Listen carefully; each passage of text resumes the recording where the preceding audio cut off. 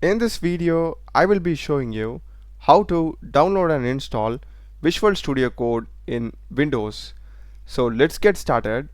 First thing, just Google VS Code. We'll be having the official link from code.visualstudio.com. Just click it. And here we are having the download for Windows option. Select this and the download will be getting started.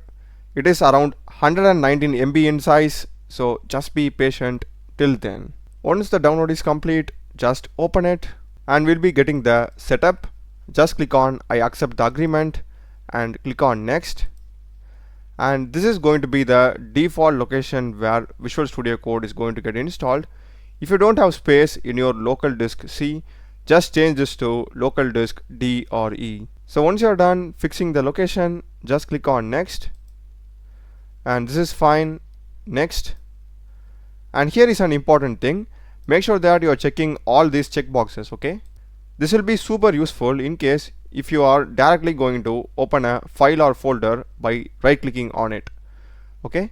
So just click on next.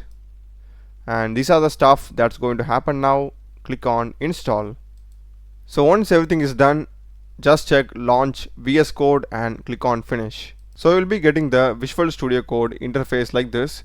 Here to the leftmost bottom we will be having this manage icon. Click this, and if you want to change the theme you can change that.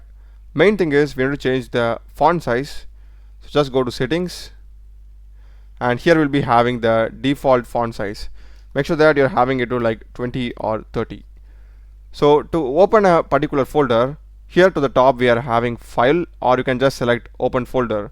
Click it and just choose the folder from your system. So I will just select this folder and click on select folder. That's it, that folder has been opened. You can just select yes, I trust the authors. So now to create a file inside this folder, here we are having this plus icon which is called as new file. Click it and just have any file. It can be like new.py, we'll be getting the Python file. New.html, it will be HTML file. New.cpp or C. Okay, you can just hit it and it will automatically recommend you to install the extension. You can install that, and here you can start writing the code of your corresponding language. That's a video, guys. Do check the playlist of my channel. Done a lot of videos in programming and AI tools. Subscribe me. Thanks for watching.